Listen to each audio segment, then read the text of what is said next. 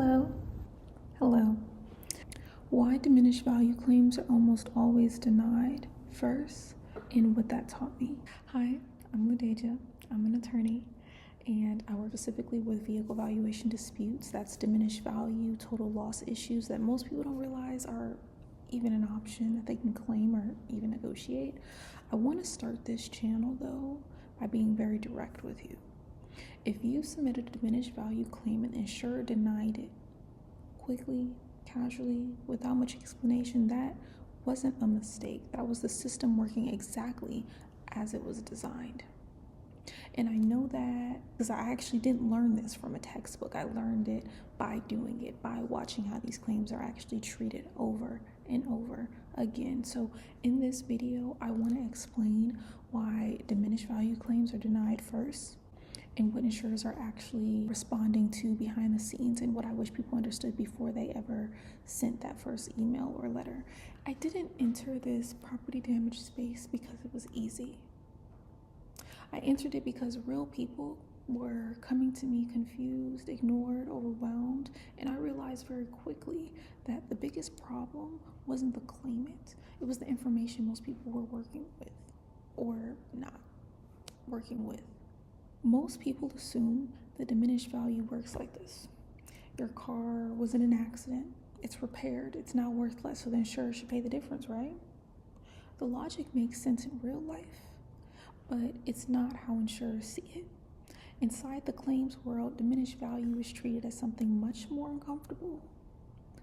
And I've watched people come in with perfectly reasonable explanations and still be met with a level of dismissal that catches them off guard. And honestly, it caught me off guard the first time too, because you have a loss that can't be photographed, invoiced, or easily standardized.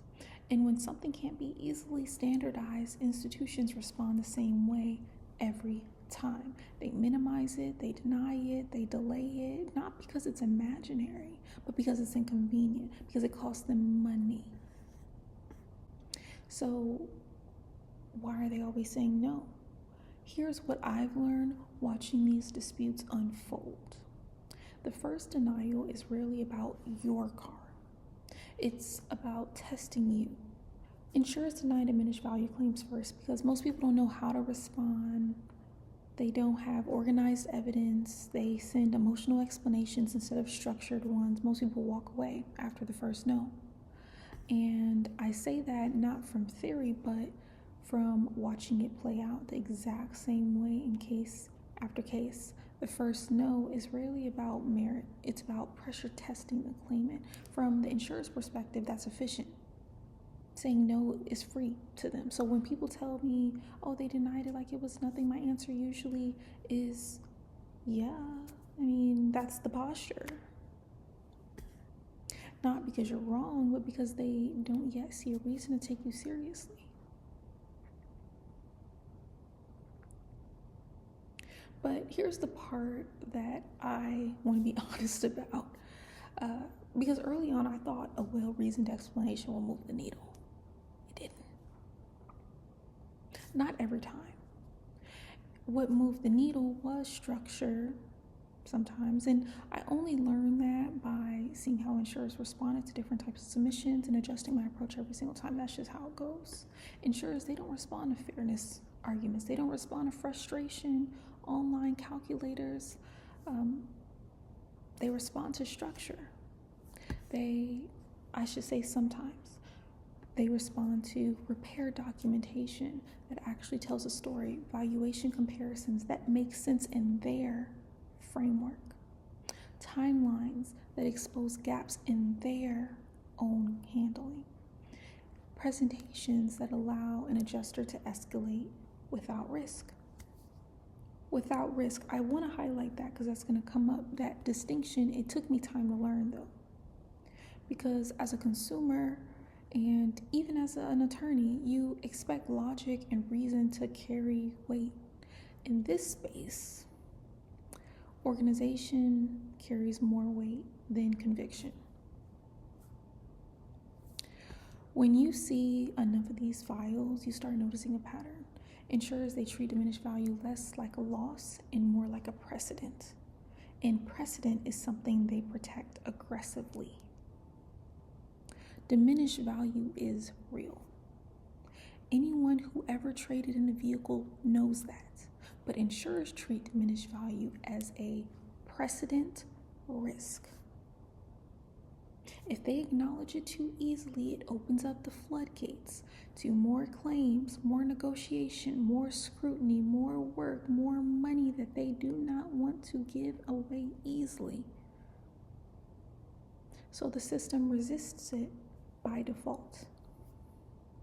That's why the first denial doesn't mean your claim is dead, your loss isn't real, or that you should give up. It means you hit the point where strategy matters more than belief. If you take nothing else from this video, take this.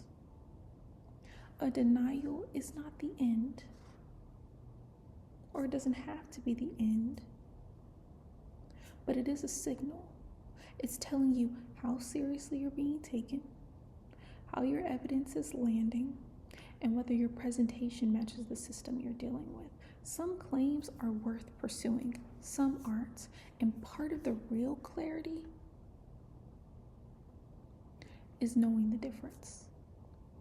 Some of the clearest claims I've seen were denied on the first pass and even on the last.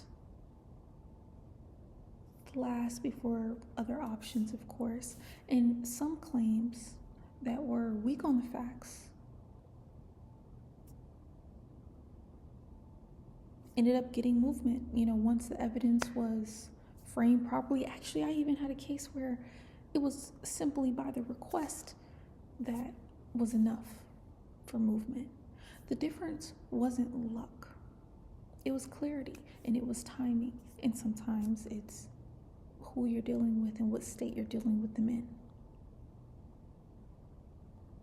My goal with this channel is not to hype you up or tell you every claim is a winner, or that,